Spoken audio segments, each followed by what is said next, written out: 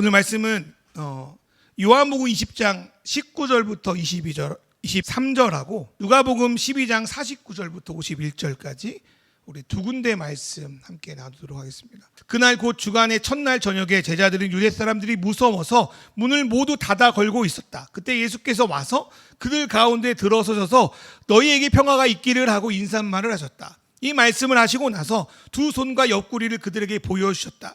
제자들은 주님을 보고 기뻐하였다. 예수께서 다시 그들에게 말씀하셨다. 너희에게 평화가 있기를 빈다. 아버지께서 나를 보내신 것 같이 나도 너희를 보낸다. 이렇게 말씀하신 다음에 그들에게 숨을 불어넣으시고 말씀하셨다. 성령을 받아라. 너희가 누구의 죄든지 용서하여 주면 그 죄가 용서될 것이요 용서해 주지 않으면 그대로 남아있을 것이다. 나는 세상에다가 불을 지르러 왔다.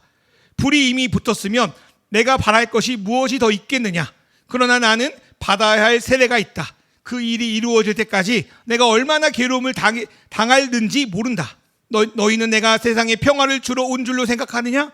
내가 너희에게 말한다. 그렇지 않다. 도리어 분열을 일으키러 왔다. 아멘. 네, 오늘 설교 제목을 바람과 불의 노래라고 지었습니다. 몇 년 전 유명한 소설이고 드라마였죠. 미국 드라마 얼음과 불의 노래를 약간 패러디한 바람과 불의 노래를 오늘 성령회 통해서 나누고 싶습니다. 저번 주에 저희가 사도행전 말씀을 통해서 성령 강림절에 임했던 성령에 대한 말씀을 좀 마무리해 드렸잖아요.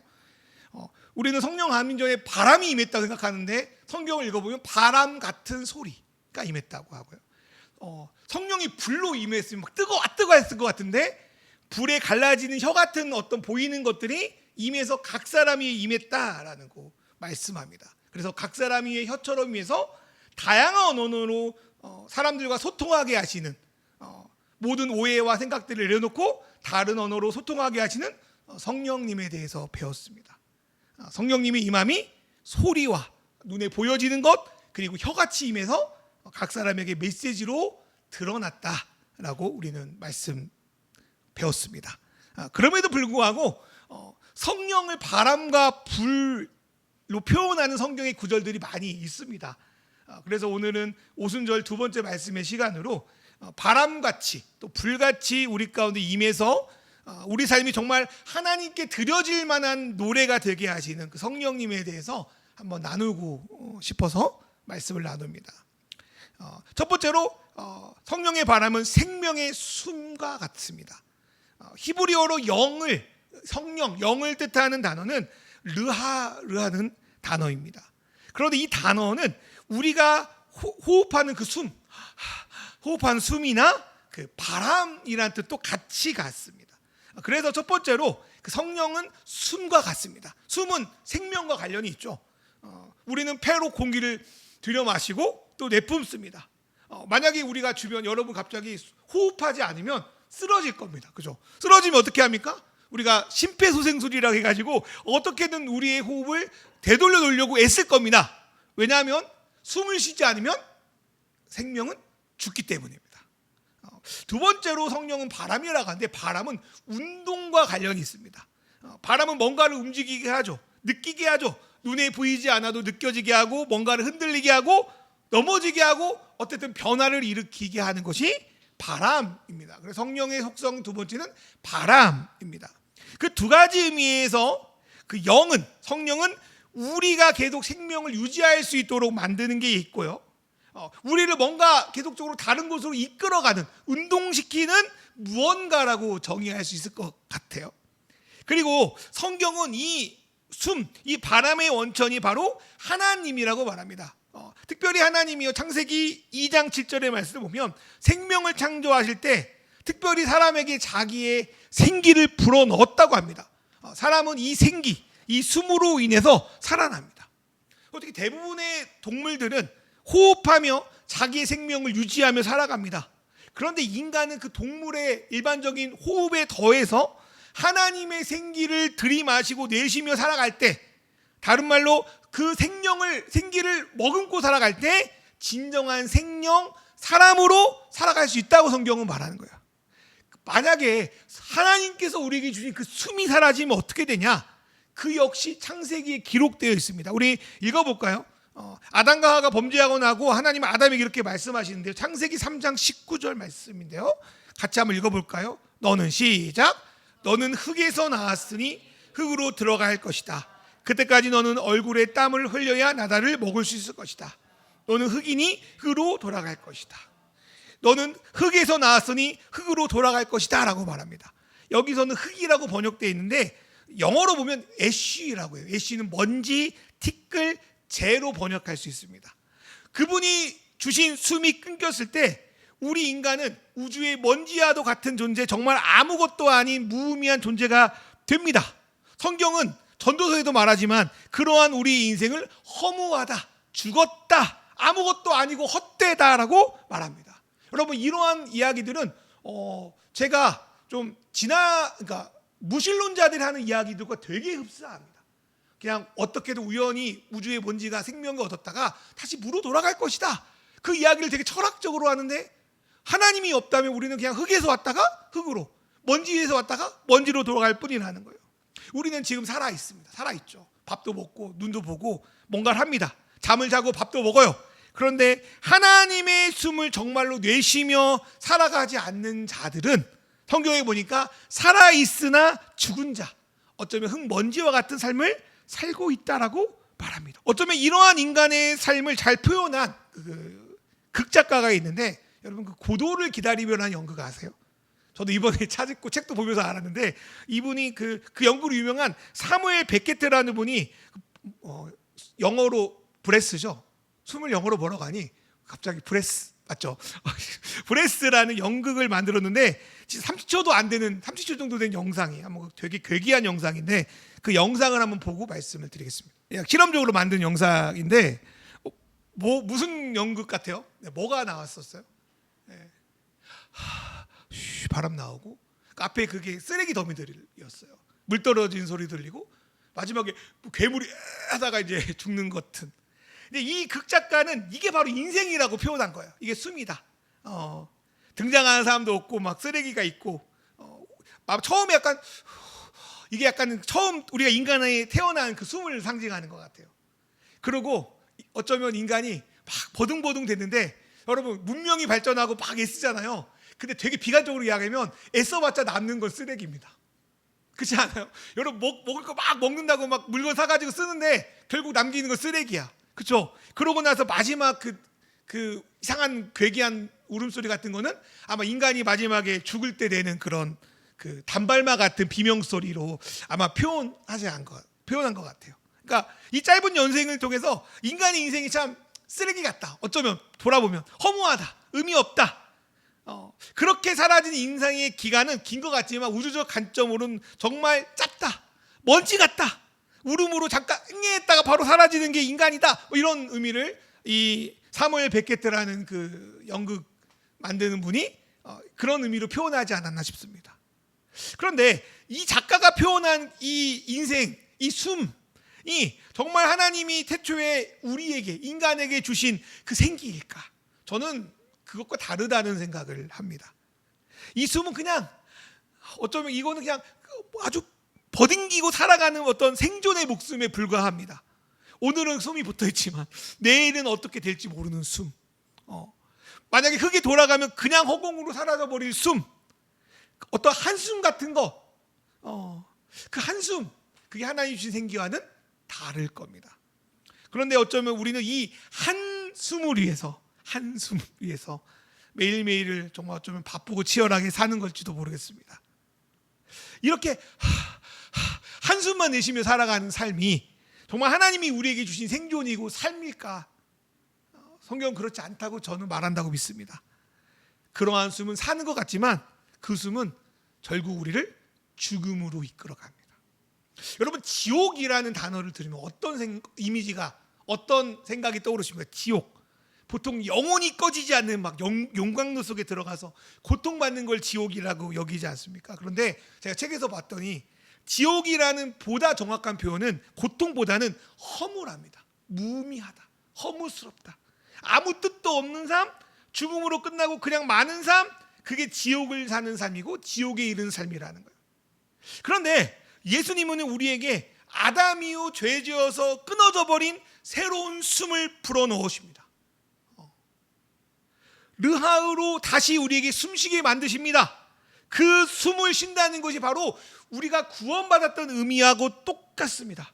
여러분, 요한복음 11장 25절부터 26절에 아주 유명한 부활장이죠. 나는 부활의 생명이니 나를 믿는 자는 죽어도 살겠고 살아서 나를 믿는 자는 영원히 죽지 아니할 것이다. 여러분, 이 말씀을 읽어봅시다. 살아있다. 너희가 예수를 믿고 살아있다. 살아있다는 게 부활인데 우리가 살아있다는 걸 어떻게 나타냅니까? 우리가 부활했다는 걸 어떻게 나타냅니까? 그거는 우리가 어떻게 숨을 쉬고 있다는 것을 보면 알 수 있답니다. 여러분, 예수님께서요, 요한복음 20장 22절에 부활 후에 제자리에 나타나셔서 자신이 직접 숨을 내쉬고 있다는 걸 보여줍니다. 어떤 사람들은 예수님이 나타나서 영으로 나타난 거 아니냐, 아니면 스타워즈 홀로그램처럼 막 홀로그램이 나타난 거 아니냐, 그럴 수도 있지만 주님은 자신의 몸을 가지고 직접 제자들에게 숨을 쉬는 걸 보여주므로 내가 숨 쉬고 있다, 내가 살아있다, 부활했다라고 보여주십니다. 두 번째로 예수님은 그 자기가 숨 쉬고 있는 그 숨을 누구에게 불어주십니까? 성경에 보니까 다락방에 모여있는 제자들에게 숨을 내쉬면서 부시면서 보여주십니다. 그 숨을, 부활로 살아있는 그 숨을 누구에게 품어주십니까? 주십니까? 제자들에게 주십니다. 이 말씀은 창세기 말씀과 분명히 연관이 있습니다. 이것은 하나님께서 인간을 창조하실 때 내어준 생기이자 예수 그리스도를 통해 다시 우리에게 불어주시는 성령의 숨, 생명의 숨입니다. 요한복음 11장 말씀처럼 이 숨이 우리 가운데 있을 때 우리는 죽어도 사는구나, 내게 주신 생명으로 내가 지금 살아 호흡하고 있구나, 내가 진짜 구원받은 자구나를 그 숨을 쉬며 확인할 수 있습니다. 사랑하는 우리 성도 여러분, 예수께서 우리에게 전혀 다른 새로운 숨을 주었다고 믿으십니까? 믿으셨으면 좋겠습니다. 아니, 믿으시길 바랍니다. 그 숨을 들이마시고 내쉬길 바랍니다. 여러분, 성경에 사람이 떡으로만 살 것이 아니요 그분의 말씀으로 산다는 것처럼 똑같아요. 우리가 늘상 마시는 그 한숨으로만 사람이 사는 것이 아니라 우리가 그분의 영을 날마다 들이마시고 내쉼으로 우리는 그 생명을 얻고 살아갑니다. 우리가 그 성령의 숨을 내쉴 때 우리는 우리의 목숨이 이 세상의 것에 달려있는 것이 아니라 하나님께 달려있음을 확신합니다. 여러분, 제자들이 과감히 세상의 총칼에 두려워하지 말고 순교할 수 있었던 것은 목숨이 하나님께 달려있구나, 숨이 하나님께 달려있구나를 알았기 때문일 것입니다. 우리가 때로 하나님 앞에 믿음으로 우리가 용기 있게 나갈 수 있는 것은 우리가 대단한 용기가 있어서가 아니라 우리에게 목숨 이상의 숨이 있다는 것을 받아들이고 내쉬고 살아가니까 가능합니다. 우리가 성령님과 동행하려고 말씀을 읽고 기도하고 예배로 있는 이유는 어떤 율법적인 요구나 뭔가 내가 원하는 것들을 얻으려고 하거나 뭔가 의무가 있거나 여서가 아닙니다. 그러한 목적이라면 한계가 있습니다. 그러나 우리가 이러한 것들 통해서 성령을 들이마시고 내쉬고 있다는 것을 받아들인다면 우리는 그게 일이 아니라 우리의 일상이고 우리의 숨이 됩니다. 우리가 지금 숨을 쉬고 내쉬는 것을 일이라 생각하지 않는 것처럼 성령을 인식하고 그분을 들이마시며 그분의 존재를 경험하고 나아가는 것은 우리의 삶에 어쩌면 생존이자 당연한 것입니다. 여러분, 하나님 숨을 쉬는 것이 힘들면요 문제가 있는 거 아닙니까? 그렇죠? 숨을 쉬는 게 문제가 있으면 여러분 병원 가셔야 돼요. 정말 숨을 못 쉬겠으면 산소호흡기 껴야 됩니다. 우리가 성령을 들이마시고 내쉬는 게 뭔가 우리 안에 문제가 있다면 그거는 숨의 문제가 아니라 우리의 문제일 겁니다. 여러분, 숨쉬길 주의 이름으로 축원합니다. 우리 일상에 숨을 쉬는 것처럼 성령의 숨을 쉬십시오. 또한 주기도문을 보니까요 우리에게 일용할 양식을 달라는 주기도문이 있습니다. 이것은 우리 하루 필요한 음식, 돈, 물품을 제공해 달라는 기도일 수 있습니다. 그러나 이 기도에는 그것만 있는 것이 아닙니다. 오늘 하루 당신이 나에게 이미 주신 생명의 숨이 내 몸과 마음과 영혼에 계속 공급되게 해주십시오. 여러분 아시죠? 산소가 우리가 들어올 때 우리 안에 영양분들을 이렇게 전달한다면서요. 밥을 먹고 끝나는 게 아니라 우리 숨을 쉼으로 그 산소가 피를 통해서 온몸에 전달된대요, 영양이. 하나님 주신 우리 말씀이 주신 우리 기도와 우리 메시지가 당신의 숨으로 우리 삶에 우리 머리부터 발끝까지 전달되게 해주십시오. 그리고 정말로 살아있는 사람처럼 살아나게 해주십시오. 그 기도가 저는 일용할 양식을 구하는 기도에 포함된다고 생각합니다. 여러분, 우리가 신앙생활을 하는 건요, 이러한 영적인 숨쉬기를 배우고 익히기 위함입니다. 무슨 일을 할 때 가장 선행돼야 되는 것은 이러한 숨쉬기입니다. 여러분, 수영을 할 때도 가장 중요한 것은 숨쉬기입니다. 숨쉬기가 안 되면 수영을 못합니다. 아까 말했죠, 만약에 숨쉬기가 안 되면 산소호흡기 끼고 그냥 누워 있어야지 뭐 할 수가 없는 거예요. 여러분, 우리가 자연스럽게 숨을 쉬어서 그 중요성을 잃어버리지, 만약 숨쉬기가 안 되면 어떤 일도 제대로 할 수 없습니다. 수영에서 호흡이 기초인 것처럼 우리 삶에 성령을 들이마시고 내쉬는 것, 그게 바로 기초입니다. 여러분, 상상해 보세요. 숨을 쉴 때마다 성령님을 들이마시고 내쉰다고 생각해 보십시오. 그것이 우리의 영성에 참 도움이 될 거라는 생각이 듭니다. 앞에서 말했지만 예수님은 우리에게 성령의 숨을 불어주셨습니다. 이미 주셨습니다. 그렇다면 그 숨을 우리가 안 맡으려고, 안 들이마시려고 애쓰지 말고 들이마시길 바랍니다. 내쉬며 살아가는 그런 저와 여러분 되기를 주님의 이름으로 축원합니다. 두 번째로, 성령은 불로 세상을 비추는 빛과 같습니다. 우리는 뭔가를 되게 열심히 했을 때, 요즘 이런 말 많이 쓰더라고요. 하얗게 불태웠다. 하얗게 불태웠다. 여기서 하얗다는 것은 저도 찾아보지 않았지만 불이 타고 남은 재가 하얗잖아요. 그만큼 내 모든 체력과 심력을 다해서 그 일을 마무리했다. 더 이상 더할 나위 없이 내 모든 걸 다 바쳤다. 그래서 하얗게 불태웠다.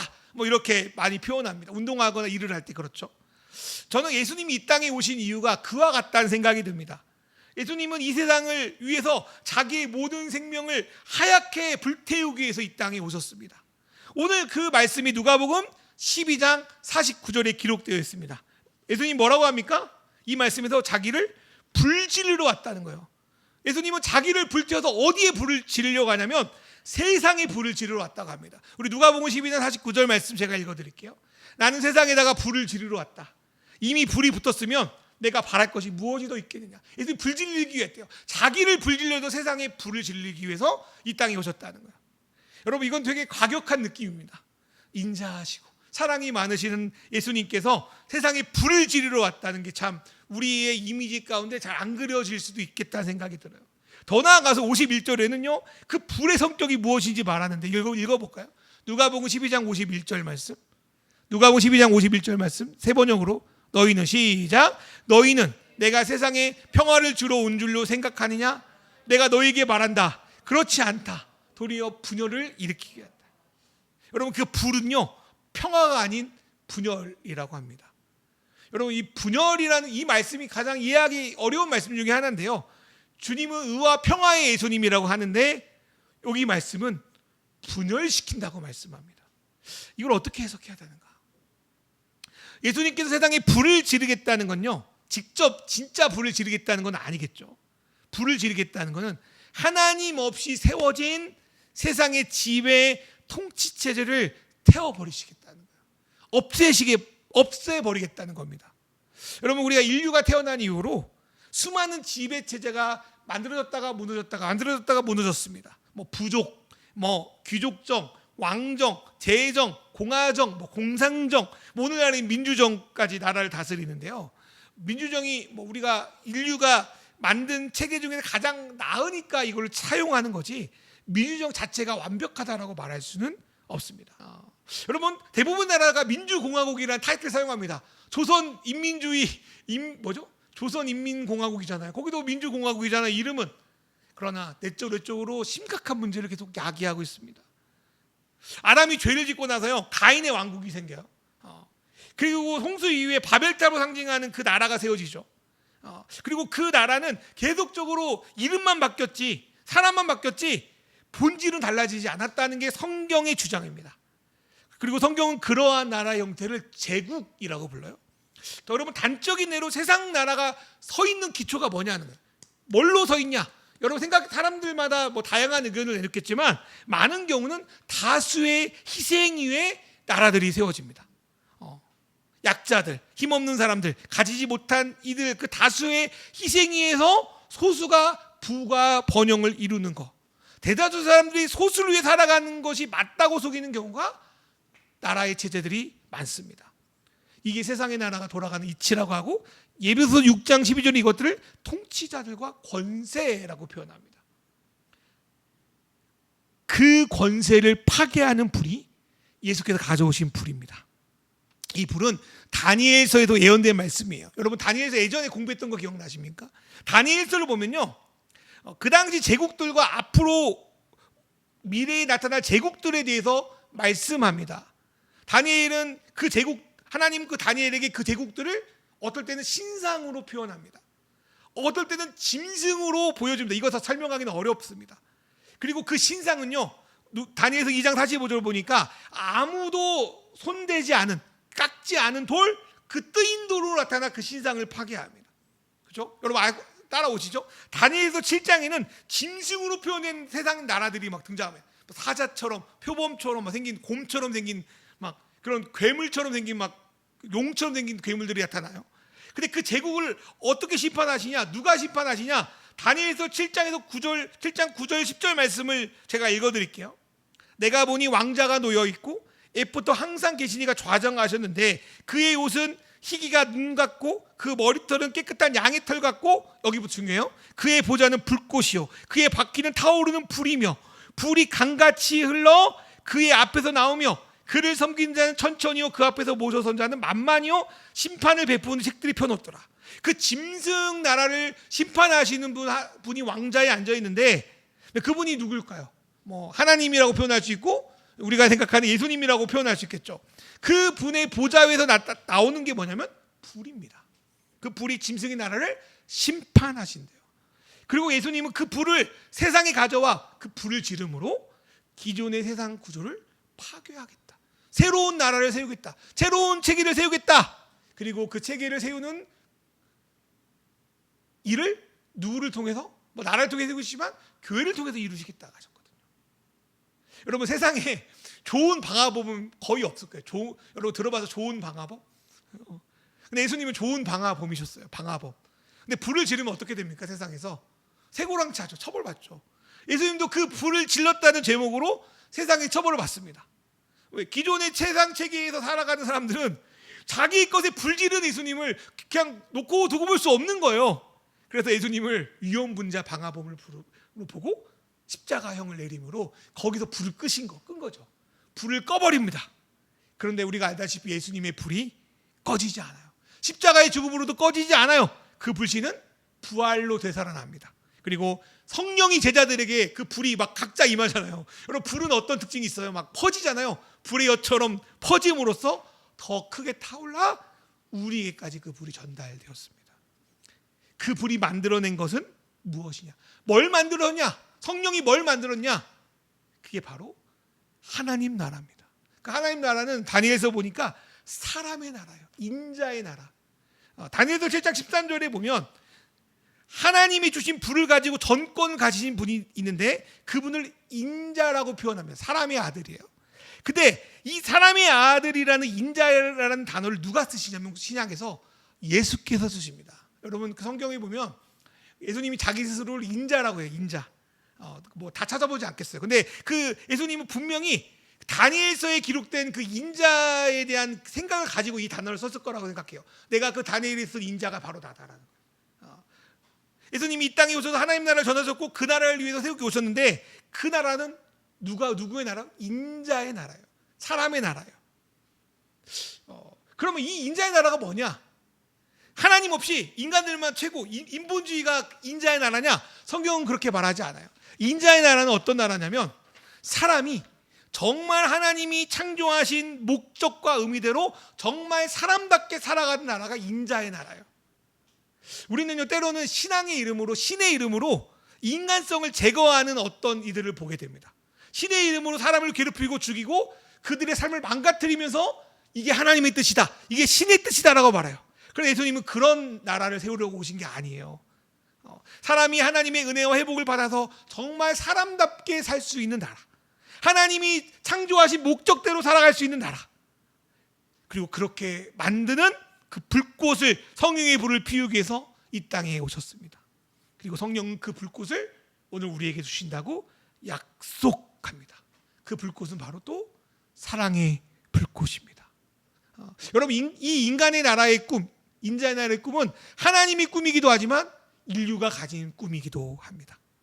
예수님의 불은요, 기존의 세상에 돌아가는 이치, 어떤 냉엄한 현실을 불태우지만 약자들을 향한 사랑, 힘없는 이들, 가지지 못한 이들을 향한 긍휼과 자비, 또 낙오된 이들을 향한 사랑의 불을 일으키기 위해서 이 땅에 오셨습니다.